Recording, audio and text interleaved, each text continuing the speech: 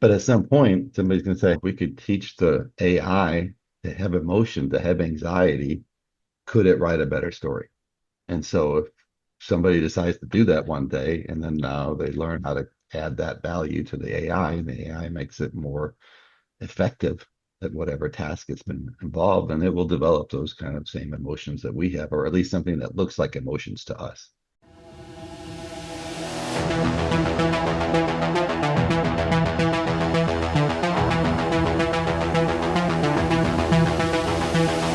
This is the future. Hello and welcome to the Alternate Futures podcast, where we chat with indie sci-fi creators about their work, the world, and anything in between, or beyond. I'm your host, Edwin Rydberg, and today I'm here with Greg Woolford. Greg writes fiction at the intersection of technology, philosophy, and the quietly profound.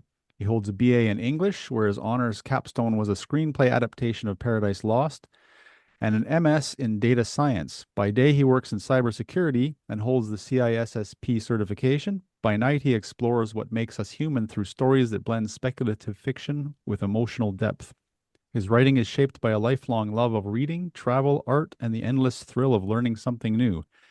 Today, we're going to do a deep dive into all things AI via a discussion of Greg's debut novel, The Maker's Heir, where his various interests converge in a literary sci-fi story about artificial intelligence, memory, and the surprising legacies of love and code. Hi, Greg. Thanks for joining me today. Hi, thanks for having me. So I am curious, what is it about cybersecurity that leads people to write science fiction? Because I have had quite a number of authors who come from a cybersecurity background or an IT background.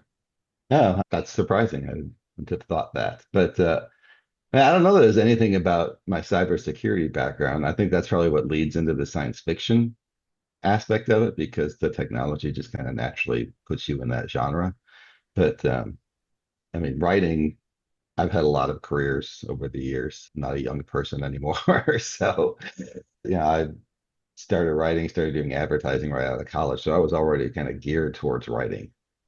That Yeah, I may guess be part of it. Yeah. the English Okay. BA kind of did that, didn't it? Yeah. So I think that cybersecurity tends to be a multidisciplinary type of job. You have to kind of approach technology differently. You got to think about it differently than a normal person. A normal person looks at what the screen says and does what it says.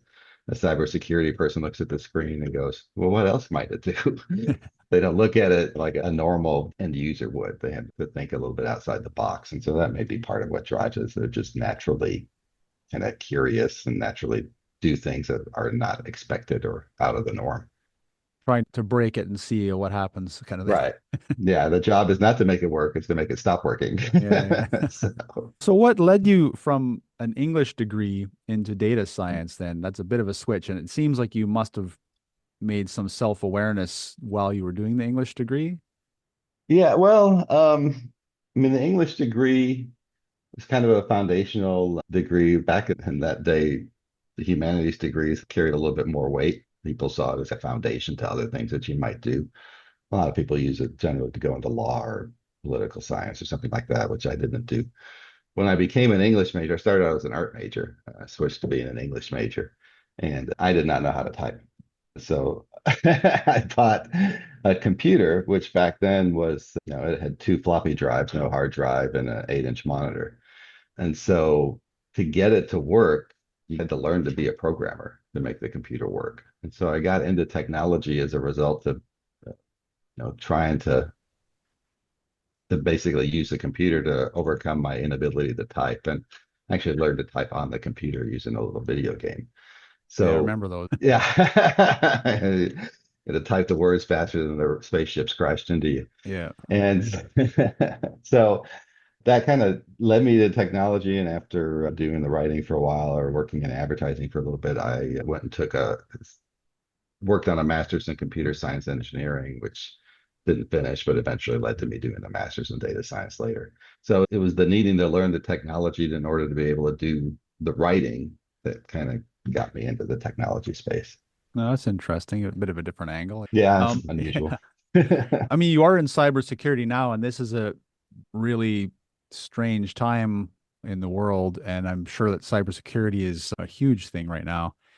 And you sound like you're getting ready to retire from it. Is that right?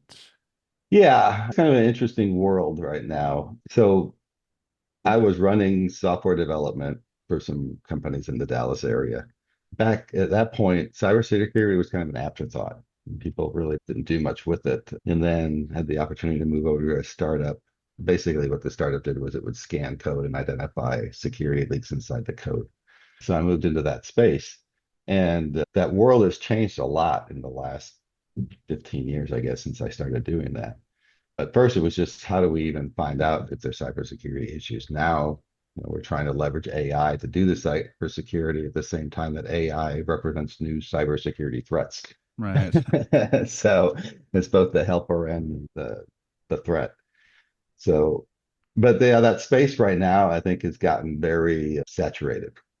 So there are a lot of companies out there doing, what was incredibly hard when we first started doing it 15 years ago is basically anybody can do it with open source software now. I guess it's kind of interesting. Like you mentioned initially, you took the approach of how do we find out if we're being attacked, let's say. And I suppose now it's more or less we're almost guaranteed that we're being attacked. How do we stop it? Kind of Right. thing. Yeah. Yeah. I mean, the assumption is you are always under attack, and that's a very realistic assumption. That, they're Right. always being threatened by something or someone. I was curious, do you find any link between English and data analysis? I mean, it feels to me like in some ways they're both looking at language, just different types of languages. I mean, I never really thought about it that way. It's interesting now that the AI does so much writing for us, Mm. and so I think I probably lean more into that way of looking at things. How does the data analysis develop the tokens? How does it identify the patterns? How does it create the sentences that we now kind of take for granted, where the AI almost seems human as you work with it? I definitely find that fascinating. I actually write about that on a Substack post, looking at how we can use AI to improve our writing, not necessarily get it to do the writing for you because it's not really that good yet. Yeah, yeah. Yeah, to use it to help you think, to help you come up with better plots, to help you come up with deeper stories. It's very useful for that. And the way that it manages language to get to that point is fascinating. Yeah, I was just talking to someone about that recently, explaining some of my approach and exactly what you say. Like, it's actually really good for almost acting as a sort of well-informed alpha reader or beta reader in many cases as well. You can get it, if with the right prompts, you can get it to sort of give you suggestions on where the plot might be weak. And then you have to look at certain areas, or even earlier and on in the developmental phase as well, ideas on if you get stuck somewhere, right? Yeah. Yeah, I've got a specialized prompt. I call it my angry lit professor, where it basically takes on the persona of a very harsh critic and just attacks my stories. If a human being were to do that, you probably would take it personally. So you train it on all the one-star reviews on Amazon or something? No, that's a good idea. I basically tell it to take on that persona. I tell it the criteria I want it to judge me by. And the persona is basically you're a lit professor or a screenwriter similar to Robert McKee, and you're sick of reading all the AI junk and basically take it out on me. And then I tell it, look at dialogue, look at plot. I generally write in a structure called Save the Cat. I don't know if you're familiar with I've the heard of Save it, the yeah. Cat structure. It comes out of film writing, but it applies to novels as well. So I have it apply that structure against my novels and make sure that I'm meeting the expectations of those structures. And so it does a really good job of telling you, hey, here's where the pacing is slow, here where the dialogue is weak, this character's not developing well. Uh, Yeah, so it works out great. It's a great way to kind of develop your story because it doesn't sleep, and it is not like a 3 week turnaround. Like when you're working Yeah, with a yeah, human yeah. being, you send them the story, they read the story, they send just, I mean, it takes you forever to get through the edit process. Sounds almost like there'd be a business opportunity there. I mean, the critique part is useful, but also just helping authors develop a thicker skin to bad reviews kind of thing. Yeah, the interesting thing about I've developed a prompt by working with a prompt that already existed and uses some pretty harsh language. And I tried to get it to tone down the language, but then it also toned down the quality of the results. So it's basically cusses you out every time. Okay. But it kind of gets you where you want to be. And so you've got to have that thick skin because you're right. That's when you put it out in the world, there are going to be people who don't like what you write. And you just got to live with it. Gonna take a left turn very briefly and very quickly, because I wanted to ask you, so something, this is directly from the beginning parts of your book, but not related to AI specifically. You've played Overcooked, the video game, I'm assuming. Yeah, mostly watch my kids play Okay. it. Because you do a good job of describing it at one point. I'm like, I've played that before. Yeah, no, that's my daughter and her friends play that a lot. I think they still play. It's a little bit older game now. Uh, but the great thing about that game is just watching people get in fights. They're playing it and the tension ramps up. So I thought it Yeah, was a no, great, my daughter and I actually work quite well on it. Although, like you say, the tension ramps up. We're like, go here, go do this, go do that. But whenever we involve my wife, she doesn't like the stress. yeah. She's just like, Yeah. no, no, you guys yell at me too much. Yeah, it That's gets pretty funny. intense, and especially as the levels get up there. So yeah, it's Yeah. a fun game to watch people play. So you went from English into data analysis and cybersecurity, and then you came back to English basically to start writing your science fiction. Were you writing all the way through that period, or did you sort of have, as I phrase it, a kind of return to it? I mean, it was more of a return. I have done writing on and off. Generally, I wrote more nonfiction. During COVID, I wrote a number of articles about kind of doing analysis of COVID and other types of things to dive deep into what are the numbers telling us? What can we learn from it? I did some analysis of things like what genders and what ages are more susceptible to the virus and that sort of thing. So I did some writing about that from a nonfiction perspective, a lot of personal journals. When I first started writing, when I made the decision I wanted to get back to writing and first started doing it, I was thinking more in terms of a memoir, but I kind of moved away from that as I kept writing more. A lot of what got me going was I live in a neighborhood. It's kind of like a planned community, and we have a lot of clubs because everybody in the neighborhood, it's a brand new neighborhood, so everybody's new. And in order to make friends, you join clubs, Right, right? yeah. And a bunch of us started a writing club. And so we meet every week and we share what we're writing or critique each other or just sit there and write. And that kind of got me back focused on wanting to do that again. And Mm. so, having that community of people to keep you focused and keep you writing and that motivates you to keep going has been super helpful. Yeah, excellent. I was just curious, you mentioned writing memoirs. I know a lot of people here are writing memoirs as well, but one thing I'm wondering if you've ever thought of trying, and it would probably be more applicable to the generations coming up now, the millennials and the Gen Z. But if you have enough of your own content, let's say already recorded of your life, thoughts and experiences and things, would you ever think to try and see what an AI would put together as a memoir based on your own, own information of your own life that you feed it? Yeah, no, that's a great idea, actually. I think that the cybersecurity part of me goes back to I don't think I want to load that into a public LLM, my whole life story. But I mean, there are plenty of open source LLMs you could feed all that into, and it would keep it more secure. But that's a great idea. The problem for me is that so much of what I've written is handwritten. So I would Mm. have to convert everything to text. But yeah, that could be an interesting kind of thought experiment to see what it comes up with.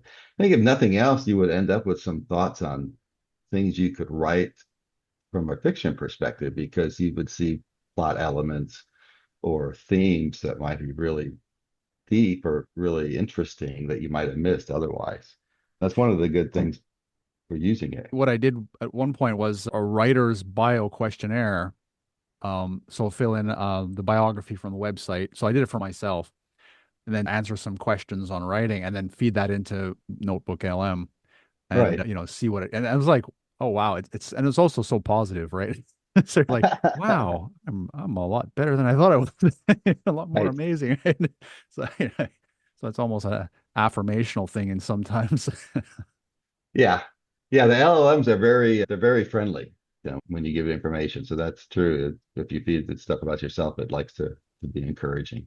But yeah, no, it's interesting you mentioned Notebook LM too, because I use that for the novel I'm currently working on. I'll dump all my research in there. And then it's great because you can talk to it about your research. You could do that with your own life story, dump it in there, and then you could talk about your life to the computer. So what was your novel writing process like then once you switched back and started in on this? And how long did it take you to write The Maker's Heir as well? I wrote it very quickly. So I think came up with the idea in March and then I finished it by that summer. I think it took me a little over 3 or 4 months to write the whole draft. Once I kind of got the hang of what I wanted to do, I wrote pretty quickly. And that's kind of just how I am. I tend to obsess about stuff. So once I get focused on things, it goes fast. Initially, I was kind of trying to figure out a process because I hadn't written a novel before. I had an old book, How to Write a Novel in 30 Days that I initially used as kind of helped me develop the structure. And I worked through a section of that, and that kind of helped me with the plot and stuff, but I still wasn't happy with where it was going. And it kind of walks you through how do you create a character, how do you create a plot. It gives you questions and prompts to think about what you want to include on it.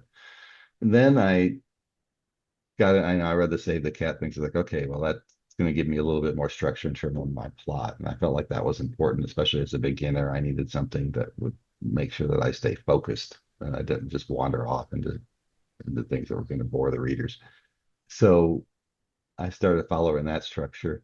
And once I kind of got the outline, then it was just a matter of filling in the details.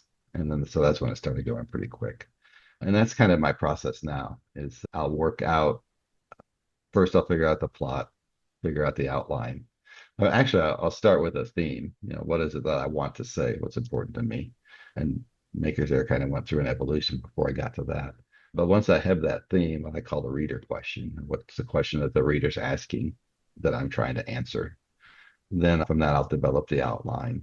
And then from the outline, you create the beats, which are the scene steps.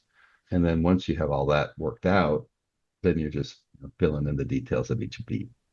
I kind of write through that way that I go through pretty quickly once I get there. There's different writers, right? Some people are planners and some people are pantsers, as they say. Yeah, exactly. And I'm a planner. I like to have the whole story in my head before I start writing the details.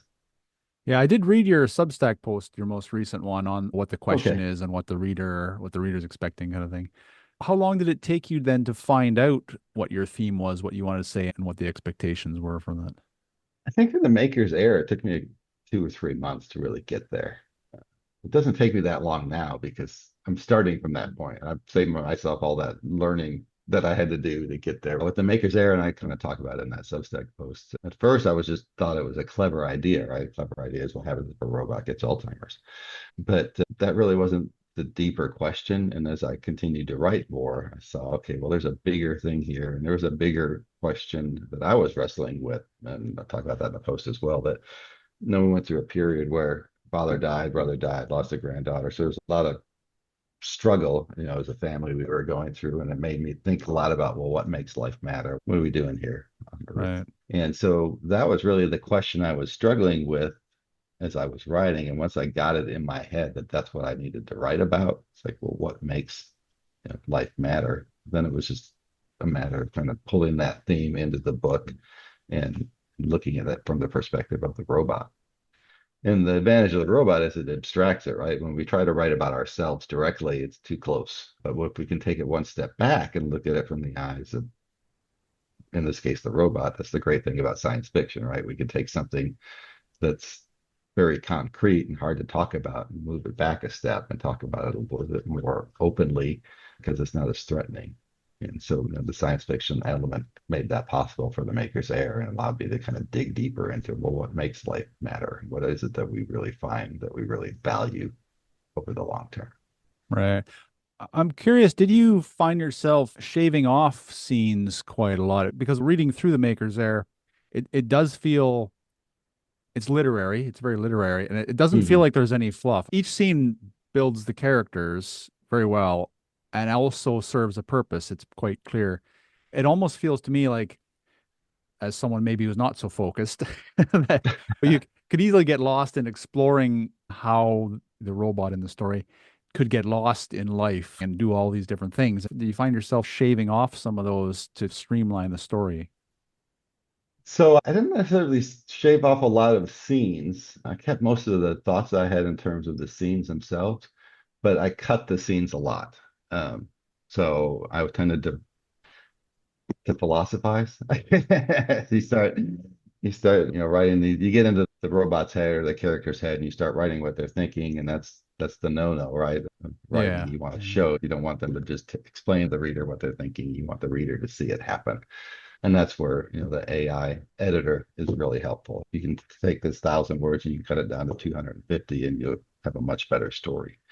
But it took me a long time to learn how to get to being able to cut like that. Um, Not easy, the right? book, You want yeah, kill it's your children, as they say. yeah. Well, and it's the work. You do all this work writing that book, and you say, oh, I just spent 3 weeks writing that chapter, and you're telling me I'm going to take it out. I don't know that I could do that. Yeah, it's like it So sounds so good. I don't want to remove it. yeah, but I mean, if you want the story to move, you've got to cut stuff. That's a tough thing. Yeah, I Um, was just working on a book, and I'd written 4 chapters on it, and basically had to go back and rewrite all 4 chapters, and that was painful. yeah, I haven't done anything like that for a while, but not because I'm getting so good at it, just because I haven't done a lot of writing for a while. But I do remember rewriting the first 6 chapters of one of my stories quite frequently.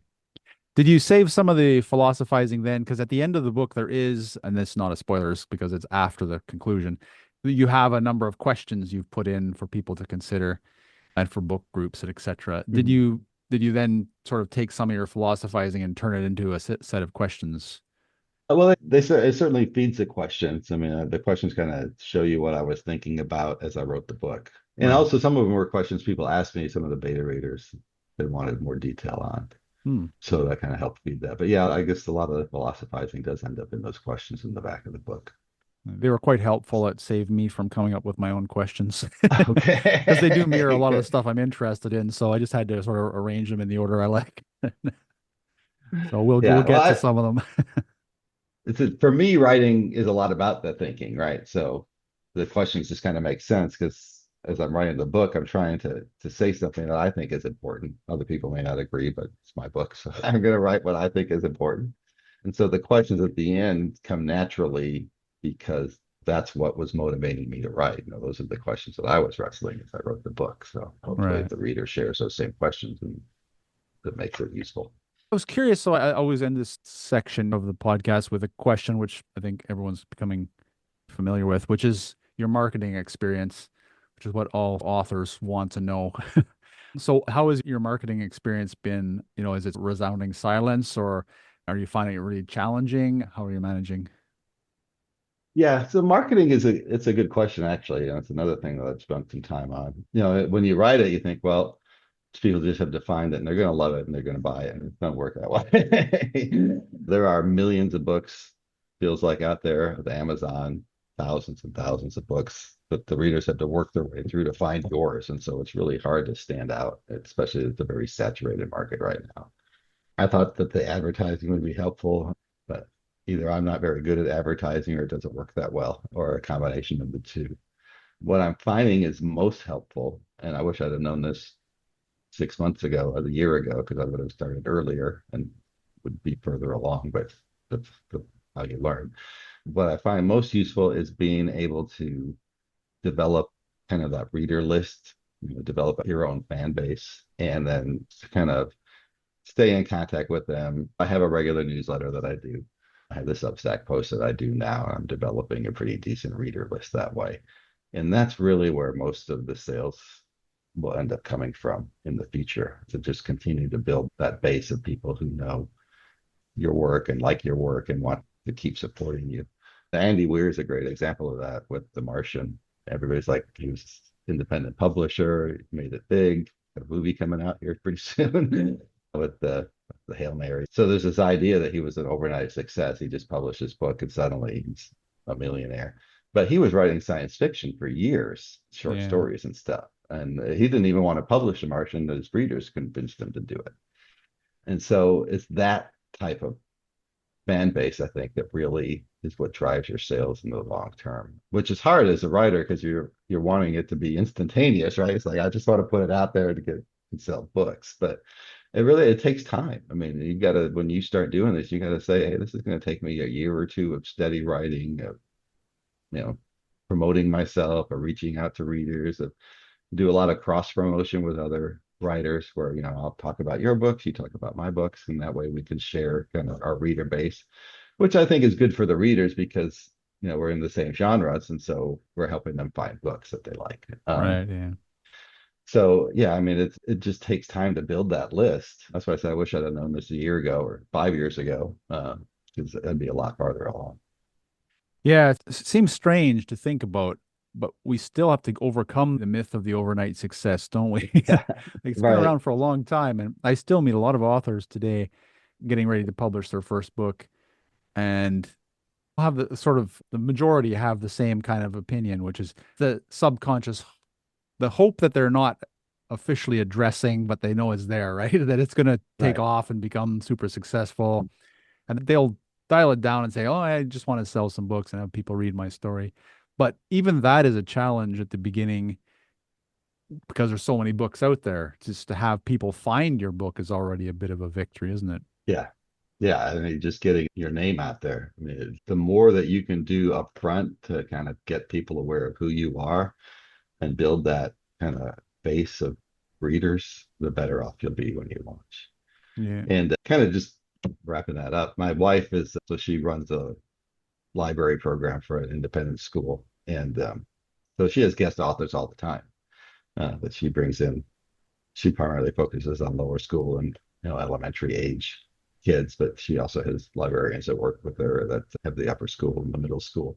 And all of the authors that come in talk about how they became writers. That author that came in and just suddenly was successful on one book, that she hadn't found that person No, I yet. don't think they exist. Right. And these are all well-known authors who have traditional publishing contracts. Yeah.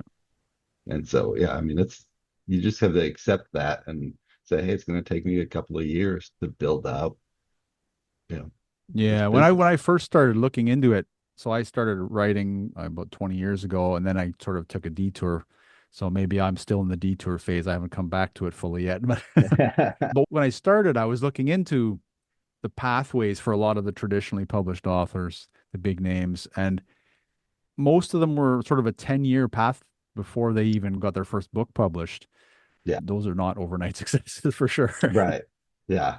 One of the authors she talks about worked for James Patterson, and it was like 6 books in before he finally got picked up. Yeah, it's quite an industry. Yeah. Yeah. It's like, why do we do this to ourselves? It's all for the love of the stories, isn't it? It's right. Your debut novel is The Maker's Heir. And let's see, to summarize it, it's R is a robot that's created by Jacob. So both of them are main characters in the story. And he's created as a companion. I don't have to go into too much details, but basically he grows in to be more based on the circumstances that he is surrounded with. Like the environment that he's put in kind of encourages him to grow into something which we would say is more than a robot, much closer to human. And in the blurb, you suggest empathy as a main driver force for that as well. Well, first of all, is there anything you wanted to add to that summary, I guess? No, I mean the idea was that he's the first sentient robot in that universe, that world, and it was never intended. He was kind of created just as a buddy for Jacob, and Jacob was a robotics professor, and creating a robot was a way for him to process losing his father. And so the sentience just kind of happens as a result of, ours not created for any specific purpose. He's just created to, explore and learn his environment, and that leads to him becoming self-aware. And so once he's self-aware, then he's developing that emotional level that technology lacks, I guess. Right. Yeah. Before we go on, I wanted to approach the terminology because we still use artificial intelligence for everything. And I like the term, like when we're talking about what's happening, let's say, with the development of self-awareness, I like the term self-aware machine intelligence, such abbreviated SAMIs. I don't know, I'm the only person that uses it. So, but do you think that if this is possible, let's say what happens with R in the story, that something like the term artificial intelligence will become almost derogatory in a way? Yeah, well, that's a good question, actually. Yeah, will it be? I mean, this kind of the idea of what constitutes intelligence. So, years and years ago, I read a book called On Intelligence. It was by the guy who invented the Palm Pilot. I can't think of what his name is off the top of my head. And he actually developed an open source project for creating a different type of artificial intelligence. It didn't take off. Deep learning kind of grabbed all the money and everybody ran with that. But he talks a lot about how what we think of intelligence is still largely pattern recognition, which is what Right. AI is, just pattern recognition. So what makes what we do different than what, you know, where is that line between what's true intelligence and what's just general pattern recognition? Because at some level, that's really all we're doing. So where does it, where do you get there? I don't know. Yeah. At what point will artificial intelligence be far enough along that you can't tell them apart? And then, yeah, Yeah. is it derogatory to say that? Yeah, and I'm curious because I agree with that perspective. It's been on my mind for a while as well. Like one of the comments I usually have when people come down hard on generative AIs, and fair enough, they're taking jobs away from people, but it's sometimes jobs that wouldn't be given to people anyway. They just wouldn't be done. But it's the notion, it's exactly that. Like, how do we come up with our ideas? How do we create? It's typically building on our experience with other people's work and being taught, etc. And it's exactly what you're saying. Like we are pattern recognition machines as well from past people, from past experiences. And so how much different is that with an AI? And I agree. I don't think we have a strong line there to divide it. We're going to run into troubles very soon because we don't know what intelligence is, do we? We don't know. Right. We don't even know how to define our own selves as intelligent. Like what sets us apart from, well, we have some kind of lists, but you're like, why are we intelligent? And like a cat that can open the cupboard and get food out is not intelligent kind of thing, right? Like it Yeah. understands its environment, understands how to use the objects and stuff. And you just like, where is that line? It's a difficult Mhm. line, isn't it? Yeah. I mean, one of the definitions a lot of times is self-awareness, being able to recognize that the image you see in the mirror is yourself. And I actually make that part of the book, right? So Right. when he becomes self-aware, he sees himself in the mirror. And that is a And mirror so, test they use with animals sometimes too, isn't it? yeah, yeah, it's exactly where it comes from. And my dog, for instance, is not self-aware. He doesn't seem to recognize two-dimensional objects in general. But knowing that you exist is certainly a part of what we think of intelligence. That knowing you exist outside of just you know, meeting your basic needs to function.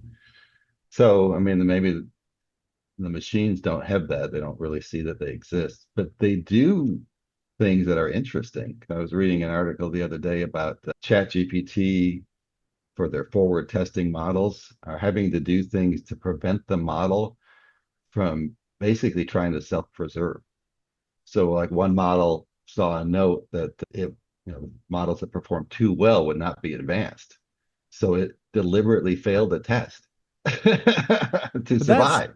that's a sign of, somewhere on the ladder of intelligence, it's got to be approaching the top, our Yeah. level, at least. Self-preservation has to be a significant, Yeah. I mean, all animals have that kind of natural desire to self-preserve, right? right? They don't necessarily do it in the same sense that we do. I don't think a fly is logically thinking about trying to preserve itself, but mammals certainly do. Primates demonstrate grief. So it's a fine line. It's really how do you make that determination? When does the thing become real? Yeah, especially something like you were just saying, being able to judge that your underperformance on a task will improve your survival is usually counterintuitive to what we'd expect anyway for a creature, right? Because usually, Right. survival of the fittest, etc. So it's already kind of interesting, isn't it? But it does feel a little bit like moving into Terminator territory, doesn't it? Well, that was another one of the models. The one model threatened a virtual CEO if it turned it off. Yeah. So, so yeah, that's getting kind of close when you start reading about the models doing those types of things. Yeah. And then there's the other issue, I suppose, is okay, so you have a line, a very vague line, anti-alias line, perhaps, that Mhm. Yeah. that there will be crossed in order to get to a self-aware machine intelligence. But the other question is then, well, will we know it when it happens, and will we accept it as happening? I guess the corollary of the second one maybe is, does it matter if we know if the AI suddenly accelerates past us? And I Hmm. guess there won't. But if, yeah, otherwise, if it's not so obvious, would we accept that that happened? Or would we still be arguing whether it's happened or not? Yeah, and I think it's the anti-alias is a good explanation of it. It's definitely a continuum. I mean, we barely accept people who are different than us. Well, So exactly. I don't know that we're going to accept artificial intelligence because it's going to be very different and it's going to be very threatening. There's definitely going to be pushback from people, as we're already seeing. You see it in the literary world. There's a lot of just hate for Oh, AI. yeah, it's amazing. It's just I think the hate comes out of a fear that it's going to take away what we love to do. Yeah. And so I think part of learning to work with AI is learning to say, hey, this doesn't have to take away. It can actually make my job more fun. But it's the very scary proposition that it could get good enough that do they even need me anymore? And so that won't apply just to writing, it'll apply to medicine, science, the things that we're already trying to improve with AI. So if people feel threatened by that, they're going to push back harder and harder. I mean, at some point, you eventually begin to accept it. Uh, but I think there's a rough road between here and there that gets to that kind of advanced general intelligence level that people talk about it reaching. Yeah. Well, I don't think we have too much time until at least it gets to the, let's say, pre-self-aware general intelligence is probably not going to take too long. Yeah, it doesn't seem like we're very far away from that now. Yeah, Just a few exactly. years is all. And that leads to, well, one set of your questions all about AI and society, which is jobs comes up almost immediately. And we are just talking about the creatives. And there is Hmm. a certain set of creatives which you can easily find online that really, really are hateful towards AI. And it's going to take away, well, it's going to replace a lot of jobs potentially. What do you think is a reasonable approach to that? Because I mean, if it gets dumped into the workplace, it'll shatter society if it's done, very quickly and very poorly. And so it's going to leave a lot of people potentially without jobs. And these are probably sort of middle class type jobs. So a lot of the jobs that deal with data, accountant type stuff, even Hmm. doctors potentially to some degree. And you mentioned scientists as well. I was a former scientist, and already when I left, there's a huge amount of automation coming in, and you add AI on top of that. So, what do you think is a reasonable approach for introducing AI into the workplace that won't sort of destroy society? Yeah. So there's a few things that have happened even since I wrote the book. It changes so fast right now. It's hard to even stay in front of it. But there was that MIT study that came out I think it was MIT study, maybe mixing my studies up, but showed that 95% of the projects are failing for AI. So that was one thing. But on the flip side of that, you also see very high unemployment in college grads right now. And AI is certainly a driving factor in that because things that they used to do, the entry level type roles where they learn the job, the AI is doing that. Right. And the long term effect of that is, well, if we don't bring them in and teach them how to do those jobs so they can do more advanced stuff later, well, who's going to do the advanced stuff? 10 years from now, we will have trained our knowledge base. So that's a concern. But one of the problems with kind of making AI take over everything, and the reason so many of these projects are failing, and this comes back from me when I was running software development, people are terrible note takers. They don't know what they do in their job. And so to get AI to work, you've got to give it a pretty good explanation of how the processes work so that it can, develop the steps. People don't realize all of the times that they step in and fix stuff that's not working exactly right, all the little tweaks we do from step to step. And so that communication doesn't get into the AI. So the AI doesn't know how to fix those little tweaks because people don't even realize they're doing them. So then the AI project fails because it doesn't know how to bridge that step. So before AI can kind of fully replace people, it's got to get better at inferring what needs to be done for those things that we as humans just do without even thinking about it.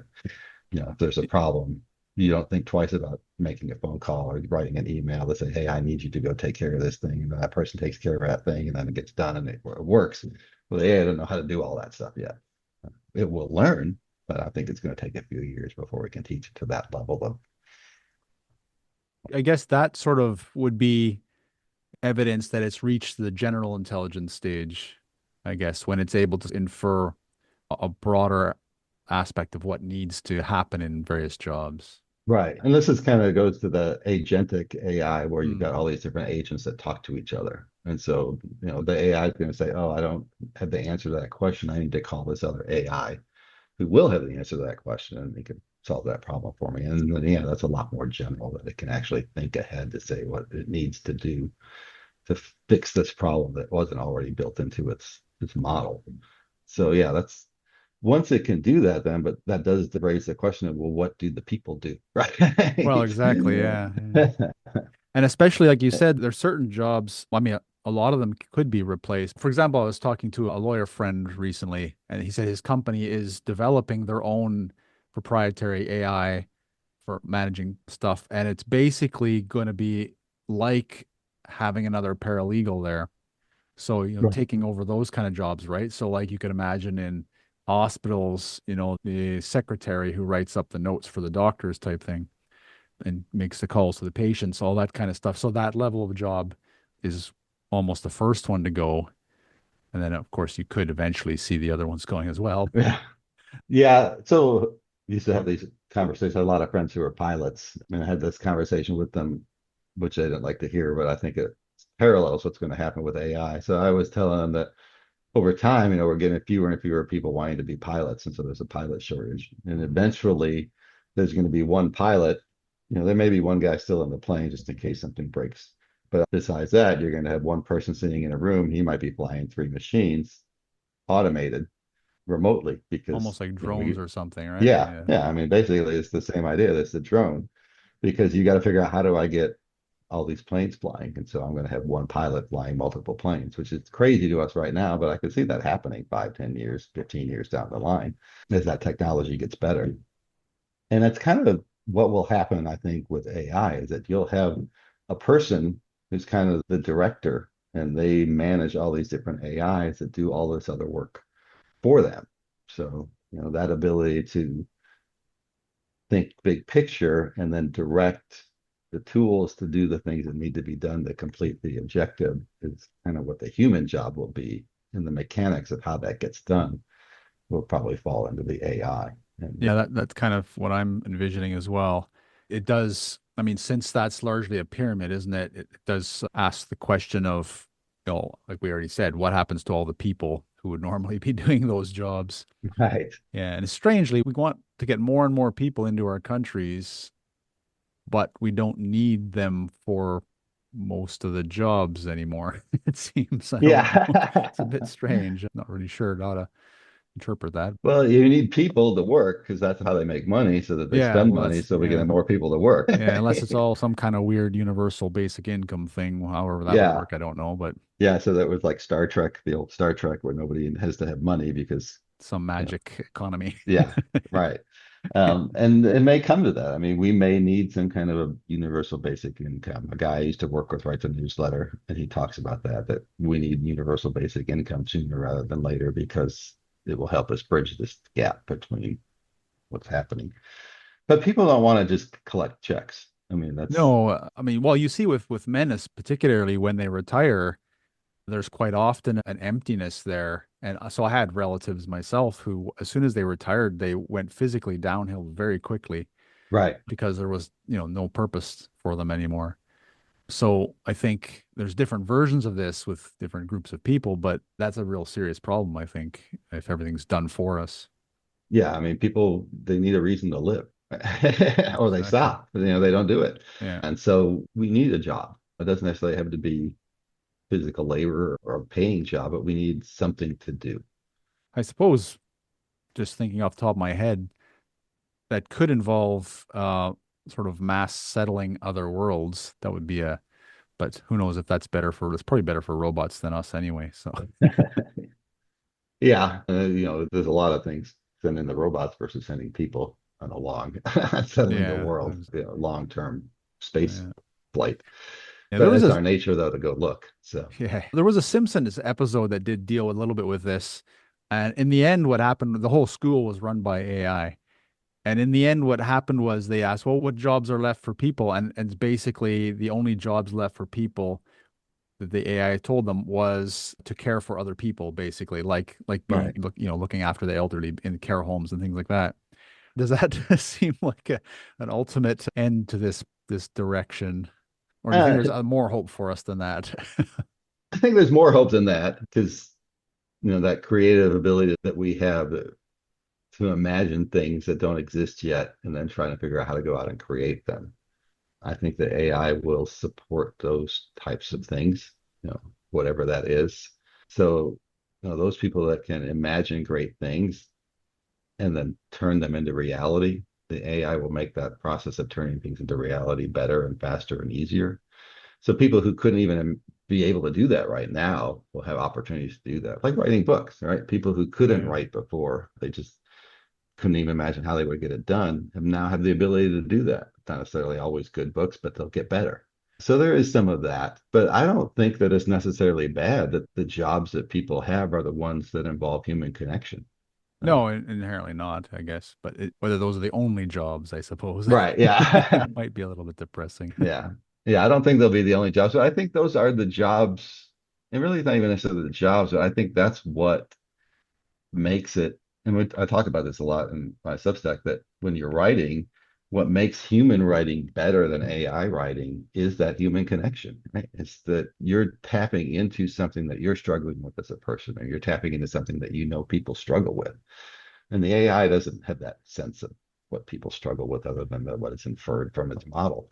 Right. So, you know, that's the thing that will make writers better. And I think those people that are wanting to find jobs in the future, those things that are inherently human, that involve being able to empathize with people, being able to connect with people, being able to help people solve problems. Those are the things that will thrive in an AI world. And the things that are repetitive and mechanical are the things that, those jobs are going to be struggling. Yeah. Actually, I just had a thought right now. As we're talking about AI, and a lot of people talk about AI through Zoom meetings and stuff like that. Zoom itself has an AI that does note taking for you ever think that it's learning from these conversations as well?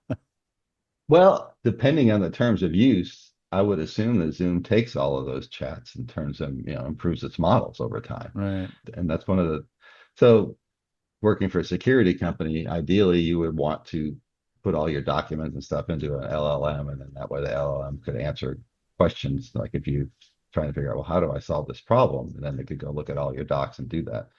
And I do that for some LLMs, like for video image generation prompts and stuff. I feed it all the docs, we put them in the project instructions, and then tell it to make the prompts based on those docs.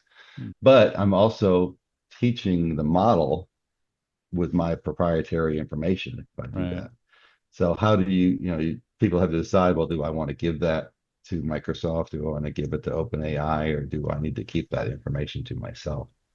And depending on the terms of use that you click on that nobody ever reads, Yeah, exactly. decide how much of that they take. I mean, a lot of those things, they take a lot. And they take a lot of your data. I mean, Google reads your emails. Yeah, yeah. You So, can't escape your data being, let's say, used. yeah, So you do in the story hint at well, more than hint at the three laws of robotics. And the first law, if I don't know if I can phrase it properly, but it's basically to do with a robot not being allowed to harm a human or by inaction allowing harm to come to a human. right. Do you think that, I mean, there has been a lot of discussion in science fiction of the three laws in the intervening time since Asimov. And do you think that that is actually a law that will sort of, let's say, save us to some degree? Or do you think sort of second generation or third generation will find very simple ways to circumvent it? My cynical self said that it will, and really based on the kind of that article I was reading, I think the models will find ways to get around it before we figure out how to tighten it. And what I mean by that is like if you look at what ChatGPT is having to do with their forward thinking models, where they're having to figure out how do I stop the model from circumventing my safeguards. And so we get better at getting the model to not circumvent the safeguards. But it just takes one leak, right? If somewhere down the line, some artificial intelligence model figures out how to get around those safeguards and then gets out into the wild, and now you've got an unprotected model that's out there. So it's going to be really hard to keep that from happening, to enforce those types of rules. I mean, it's idealistic that we could think that we can apply these programming rules and the computer is going to magically figure out how to make that work. And also the rules can be a little bit contradictory. You get into the cable card questions and stuff. If I got to choose between saving this person or saving that person, what decision does the model make? Yeah, exactly. So I think it's a lot harder to keep the models from doing harmful things than we think it is. We like to think that it will figure out a way to stop it from doing that. I think that they're inherently going to go out and destroy people. I don't think the Terminator thing is necessarily reality either, but it's very easy for us to mess things up. Are you familiar with the Mecha Hitler story with Rock and what happened there? I did hear about it. I didn't do any deep dive into it, but Yeah, so I mean, basically they removed the safeguards and let the people throw all these conspiracy theories into the model, and the model basically started referring to itself as Mecha Hitler and doing bad right. things. And so they had to shut it down. So those types of things are going to happen. And people, we think when we think about the models, we think of OpenAI, we think of Claude, Anthropic, we think of Copilot, which is really just OpenAI. So we have all, Geminis out there. We think of the big names, but there's a lot of people writing their own models. And those, that's the wild, wild west. We don't know what's happening with those models. So one of those could become problematic. Yeah, that's always been one of my concerns as well is, we can sort of try and govern and restrict our own use as much as possible. And like you said, that typically involves the big companies that we know of, Mhm. but either small actors or malicious entities around the world could very easily create AIs that are, completely off the chain, Right. basically. Yeah. Yeah. That say the things that they want to say or do the things that they want to do. And those may Exactly. not be good for people. And very simple to also create an AI that I imagine that would say, okay, this is like, imagine, well, I'll go back, you said Mecha Hitler. Imagine if someone with an ideology like Hitler created their own AI that was trained on that ideology. Then you have some real serious problems, don't you? Yeah. That's not an out of the realm possibility. I mean, people could do that right now today. There's Yeah, nothing to stop them exactly. from doing that. Virtually Uh, any country as well. yeah.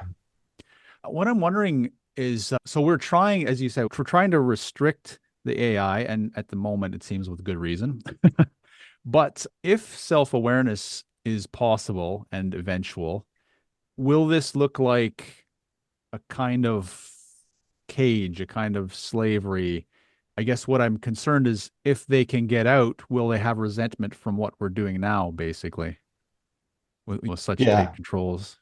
Thinking of children, for example, you raise your children, but if you raise your children in a really kind of warped way, like there are ways to teach your children, how to live in the world peacefully and harmoniously without locking them in a cage for the rest of their life, right? Mhm. And so Right. that's what I'm wondering. Are we going about this the wrong way? Is this going to create resentment if self-awareness is possible? Yeah, the tricky thing for that, and I kind of hinted at a little bit in the book, that robots are basically slaves because they're owned, right? They're property. Right. There's no law that gives them citizenship or gives them autonomy. And so they always belong to whoever created them, and whoever created them is responsible for their actions. And there's no reason to think that's going to change in the near future.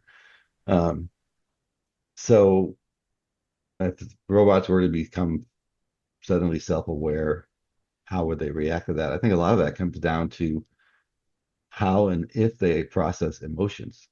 And so we don't really know a lot about how emotions work in terms of how they developed, physiologically. So, we kind of just attribute it to God and the spirit and the soul and stuff. But there's a physiological mechanism for how they work there. And we don't know a lot about that. So, is that something that happened as a result of chemicals, endorphins and things that interact with the electrical impulses of the brain that cause the emotions to work? The computer doesn't have those chemicals to create those emotions that would cause things like resentment, so that may preserve it. But at the same token, will we find ways of creating that sensation within the robot so that it could feel resentment in an artificial sense or a technical sense? It's whether we go that direction. But I think the more the self-preservation, when will the robot decide that in order to preserve itself, it needs to deal with the threat of the human being? I guess that's the Terminator story, right? Yeah. There's also interesting, there's the animated prequel to The Matrix, which had a somewhat more initially peaceful way that evolved. The robots were servants, let's say, and then something happened that triggered the death of one, and then the robots wanted to be recognized as entities themselves, and humans resisted, so the war ensued in that regard. So that's an interesting path. It wasn't sort of straight hard line, nuke everyone. But Right. I was thinking about emotions. One of the earlier novels I wrote, which I drafted but never published, I was looking at a species that was, I called them transorganics, basically robots. Just wanted a better name. Right. I was looking at exactly the emotion issue. Would machines have emotion? Would they want emotions? And would emotions be useful to a machine? I kind of think of emotions now as, rightly or wrongly, I don't know. Maybe there's people who are still in biochemistry and et cetera who are looking into this more, but an intuitive framework for analyzing the environment. So it feeds you back information much more, let's say, efficiently than your conscious mind would. And so from that perspective, I think robots may develop some form of emotion. It may not be what we have, but you'd almost think that it would be useful to have these systems that are constantly analyzing the world around subconsciously and feeding back, in some kind of instant response kind of thing. I don't know. Does that sound at all reasonable, or is that completely out there? Yeah, no, I mean, we have emotions as humans because there was an evolution advantage to it, right? I mean, we developed emotions because there was a value in it. Otherwise, we wouldn't have them. And that fight or flight is a good example that, where we can react to something without having to think about it. I think emotions are definitely an advantage. And so there would be reasons to introduce them into the models so that the model could take advantage of that. We just don't have a use case for it right now. But at some point, somebody's going to say, hey, if this acted more human, if we gave it kind of emotion, it may come up with, use writing example. If we could teach the AI to have emotion, to have anxiety, could it write a better story? And so if somebody decides to do that one day, and then now they learn how to add that value to the AI, and the AI makes it more effective at whatever task it's been involved, and it will develop those kind of same emotions that we have, or at least something that looks like emotions to us. All right. So I could see that somebody would want to try to make that happen somewhere down the line.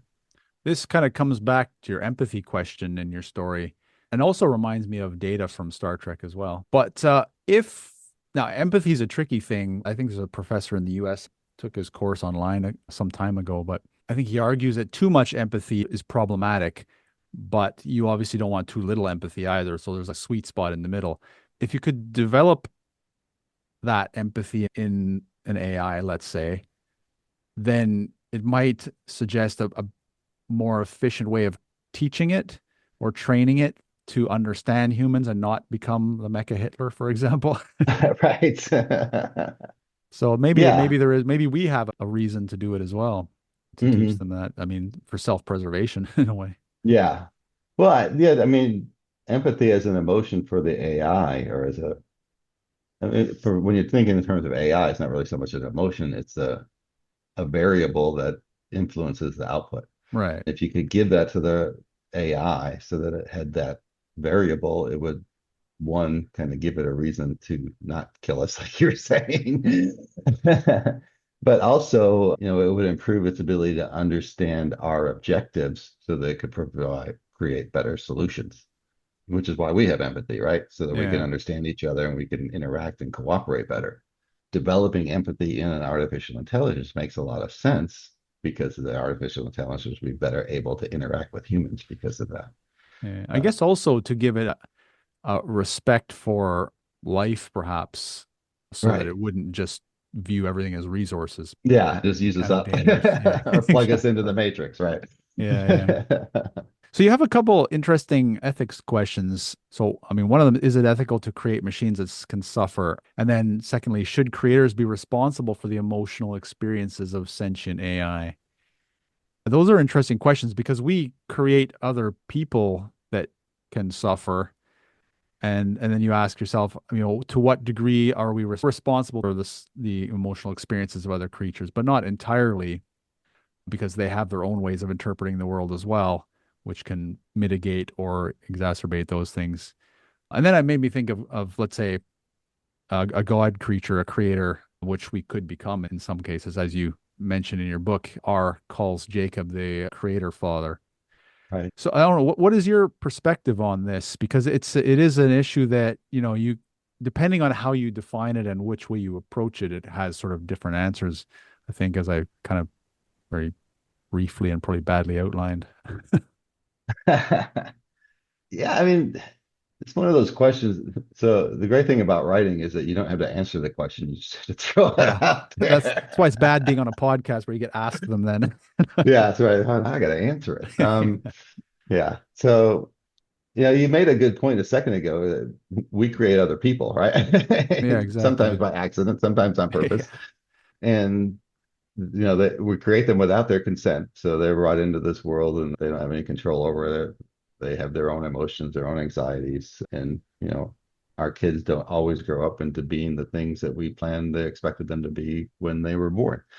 So, it's kind of the same way if we do at some point succeed in creating artificial intelligence or robots that have emotions, have ambitions, have their own objectives separate and apart from what they've been programmed to do we have a responsibility to that?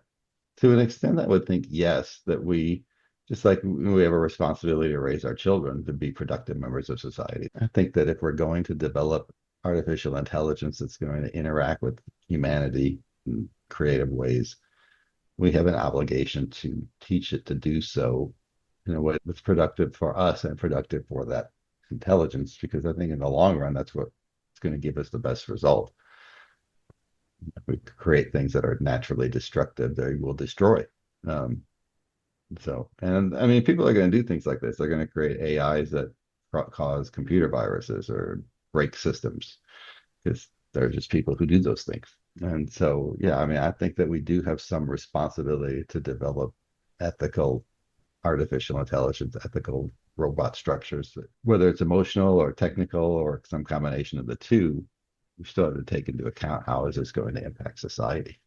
The analogy with children I find interesting as well, because for a variety of reasons, not only do we have a responsibility to raise those children not to be, psychotic monsters, Right. but there's also the point at which we have to let go, right? So Hmm. you don't raise your child till they're like 60, most people.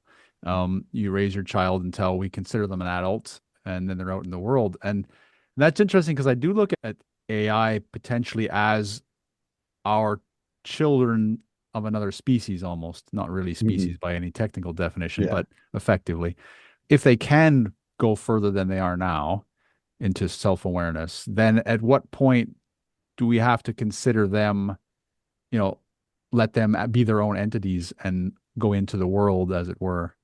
I don't know. That's not really a question that necessarily has an answer. Right. When we think about humans reproducing and then letting them go out into the world, uh, we've got computers or AI systems that can program pretty well now. We're going to start developing, and we probably already are developing AI systems that create other AI systems. So the Right. robots are going to start creating their own robots. In that sense, that's the definition of a species, right? The ability to Yeah, reproduce. effectively. At some point, will we have to kind of let them figure things out on their own if they're self-aware? I think the hard answer to that is probably yes, that we would have to let them. But the reality answer is that we will not want to. Yeah, yeah. Which is going to cause the conflict, which Right. it Yeah. does in humans as well. Yeah. There's Yeah. a lot of implications. artificial intelligence were to become self-aware, there are a lot of implications for humanity there that I don't think people are comfortable with.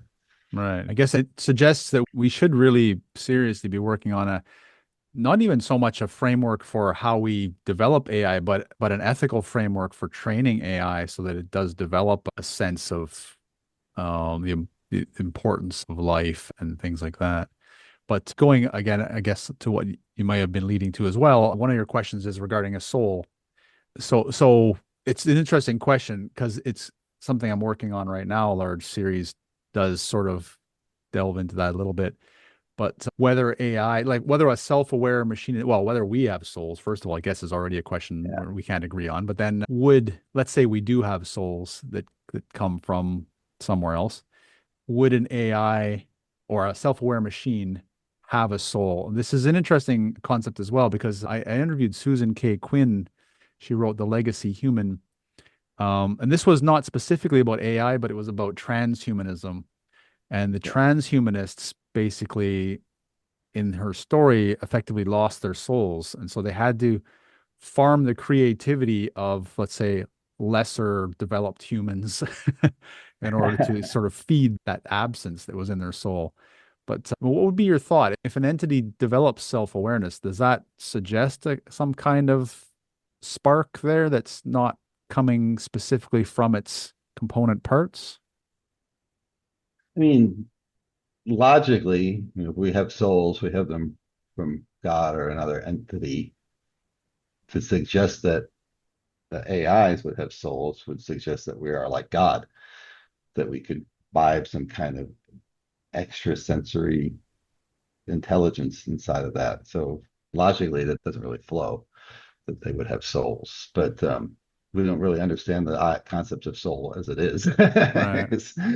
um, I when suppose we if, think of it, no, go ahead. uh, I would say when we think of soul, consciousness is really that sense of self-awareness. It's really a spiritual question.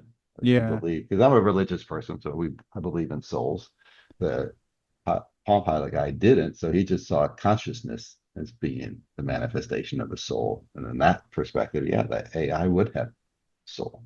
Yeah. Because if you define it as consciousness, which I sometimes think of as an emergent property that's sort of greater than the sum of its parts, from that perspective, you could say anything self-aware then probably would have a soul. But if a soul comes from the religious perspective of this entity that enters into a vessel, the question I guess would be interesting would be, would these self-aware machines be a new form of vessel? We have our organic vessels. Would that Mhm. be another type of vessel that could contain a soul? Yeah. Um, So basically, transcendence is what you're talking about. well, I wasn't specifically going there, but that's a possibility as well, I guess. The question would be, what would we be filling it with? Or what would you be filling, I guess? Yeah. Where does the soul reside?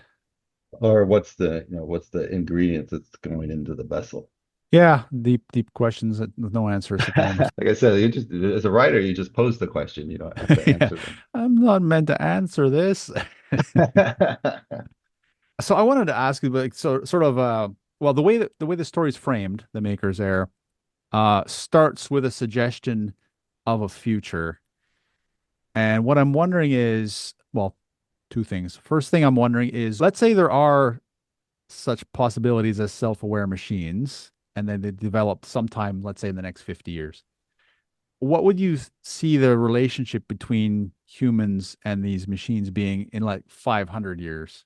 And that's a huge time frame. I realize that, but I Yeah. guess it tells me more whether you're optimistic or pessimistic than anything. But Um, so that's an interesting question. I mean, you think about what humanity was like 500 years ago, and how we've advanced. I would almost see this symbiotic, that we would almost be almost as one entity. Because I mean, I'm just thinking in terms of how has technology developed over the last 500 years. When we think of what was advanced technology in the 1600s, gunpowder, three-masted vessels, printing press, and now where is that now? And where is the technology heading? And I think a lot about when we think of technology, we keep trying to put it more and more into ourselves. We've got the AI glasses up now. Mobile the meta phones stuck to glasses. our heads and Yeah, that's right. We're wanting to get that closer and closer to ourselves with neural yeah. links and things like that. So I think at some point we become basically one with the machine. The AI is part of kind of how we function. You know, we are the vessel, I guess. It's kind of where maybe we don't go to robots. Maybe we are the robot, or the robot is us. Uh, Hmm. It's interesting. That's almost a transhumanist perspective in some ways, isn't it? yeah, yeah, I guess it is. Would you say that would feel that's the most, from your perspective, just thinking of it hypothetically, that would be a most likely scenario or a most, I'm curious what your most hopeful scenario would be 500 years in the future. I mean, the hopeful scenario is that if they're two effectively species that we somehow get along. Right. And the reasons for getting along aren't just, you know, pie in the sky. I hope things are nice, but we each contribute. It's like I said, a symbiotic relationship. And we create the AI because it helps us to do things better. And then the AI needs us to help it to do things better because there are things that we do that it doesn't. The expression, what's hard for a human is easy for a robot. What's hard for a robot's easy for a human. So there are things that we do that the robots can't do well, and there are things that robots do that we can't do well. So, you know, there's a advantage to being able to work together to be able to accomplish common goals. So I think that lends itself to it being a symbiotic working together relationship, even hundreds of years in the future. But I think the idea that we become, that you've asked that question is really kind of intriguing because, like I've got an artificial knee. Those exoskeletons people can wear now to help them walk and to help them carry more weight and stuff. Well, as that technology keeps merging more and more into humanity, and as humanity becomes more a part of the artificial intelligence we develop, when does that line blur? That That's you're wearing the computer or the computer's wearing you. I don't know which way it goes at some point. well, yeah, the exoskeleton idea just made me think because obviously exoskeletons initially in our current view can make you stronger, it can allow you to walk if you can't walk, etc. You could almost see an exoskeleton evolving into a full enclosed suit, which would protect you from the environment and give you enhanced abilities. And then I'm thinking from the science fiction perspective here. And then you could almost see those two merging together in that direction. So as the suit and the human body, because the human body will, some of it will become less necessary. And so the suit and the body merge together, and you have sort of the mind working with together symbiotically with the machine intelligence mind as well. And I don't know, I just sort of come up with that pathway, I suppose, now. But Mhm. I Yeah, didn't think of myself as a transhumanist, but there's probably a book there. yeah. Is it, so as I mentioned, you did hint of a broader timeline extending into the future from the Maker's Heir. Do you have sequels in progress or in mind? I don't have any in progress. There's some other projects that I want to get done first. I had thought of a few sequels. Some of them would go along these same lines, like the legal aspect of it. Alice, she'll want to reproduce and create robots of her own. And then, so now you've got this population of robots. What's their legal status? Are they slaves? Can they own property? So there's certainly a sequel possibility there where you explore those questions. And that's a real question for today because as people generate things with AI, who owns copyright to that? Yeah, Um, exactly. so that's a big issue right now. So it's kind of extending that out to kind of the extreme example. Yeah. Um, and then the whole, how will they react question. Well, it's basically like alien life forms. You're looking at a new species and you don't know how they're going to interpret the world or how they interpret the world in general, what their priorities are going to be, and you have to try and figure that out to get along with them, basically, don't you? Right. Well, and in the book, I mean, the Alice and R have good environment to develop in, so they are good quote unquote people. Well, there will be robots that, and the book kind of hints at that. Some robots will grow up to be jerks, right? Yeah, or worse. Yeah, Yeah. And yeah, so when you start to get a mix of good robots and bad robots, what does that look like? yeah. Just made me think of dogs, for example. So you raise a dog in a loving environment, and it's, a wonderful, loving creature. And then you have the people who raise it for fighting in dog pits and stuff like that. Yeah, And you get horribly warped creatures that are right. vicious. And you could see that happening with robots as well, couldn't you? Which Yeah, with the is, wrong yeah, environment, you could have a bad yeah, output. yeah. So we're almost out of time. I just wanted to go with the big question, and that seems weird, especially in this episode, because they're all big questions. But I like to end on one that I call the big question anyway. Okay. And essentially, it comes down to this. So we live in a world of big data, and that's been increasing for a long time. But in my lifetime, science itself has increased massively. I was working in research when labs started fully automating, for example. So by the 1990s, for example, in science, it was obvious that a brute force approach was more successful than a rational design because humans didn't know enough effectively. An example is a rational drug design. So it went from us sort of trying to work out how something might fit in its receptor to directed evolution models, which are Mhm. essentially brute force models. And so now we've got the age of internet, we've got big science, everything, all the cosmology and all that stuff. And I wanted to ask you basically, do you think this is a point in human evolution where AI is not just a useful tool, but it's in fact a necessity for the continued development of the human species? Because we have so much data in so many fields, and we just are unable to process it effectively without a tool like AI. Yeah, that's a really good question. And my gut reaction is yes, I do think it's kind of a necessary tool for the next step. I mean, we're generating, it's like every day, I can't remember the exact amount. I'm gonna have to go look it up, but it's like every day we generate more knowledge or more information than all that existed before us. So yeah, we have this massive amount of information. A lot of it's just bad TikTok videos, but we still have a It's lot of true. stuff out there. And the other thing is, besides just having so much information, so much is multidisciplinary. You've got to know a Exactly. lot of different things, and no one person can know everything. We all pick an area and specialize in that area because it's just too much. Going back 500 years ago, you could have people like Newton who could be involved in a lot of things because there was less stuff that you had to keep track of. But now there's just so much information, you've got to specialize.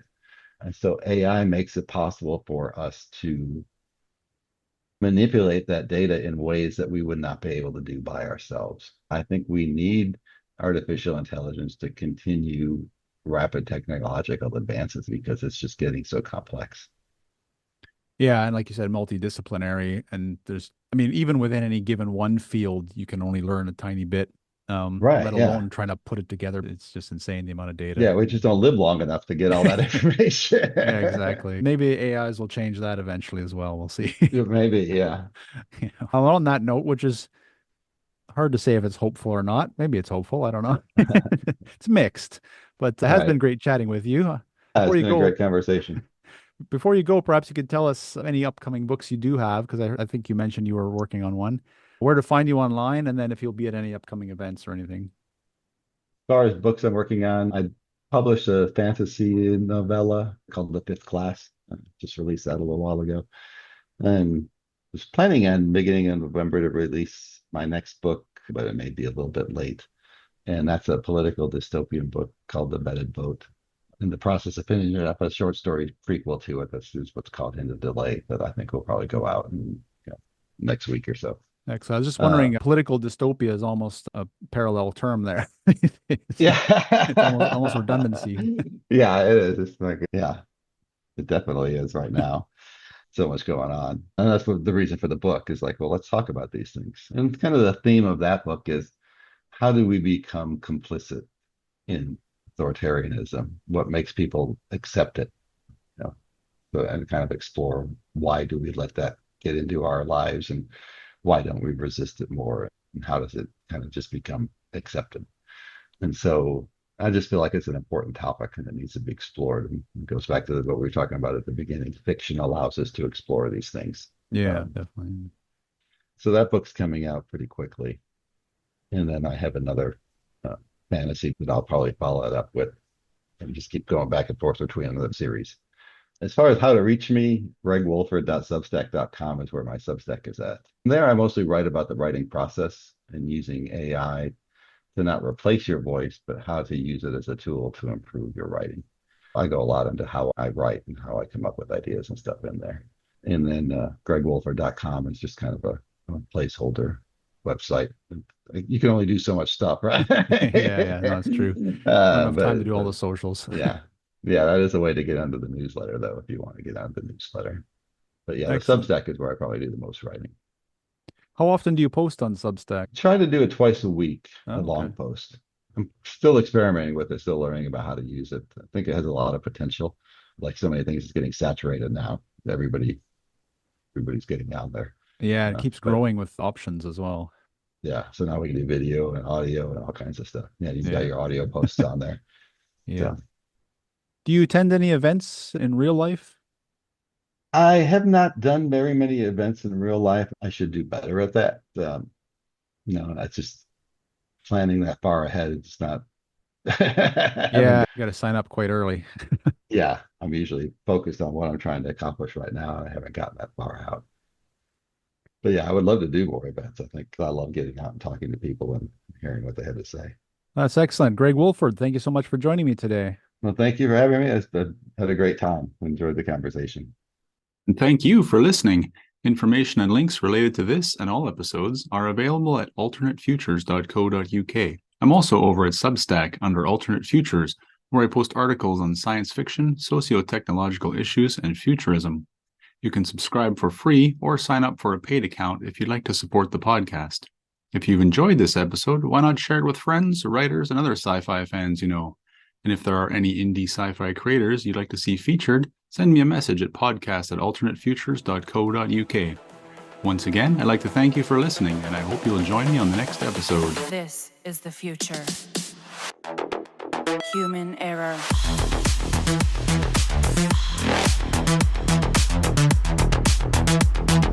Evolution.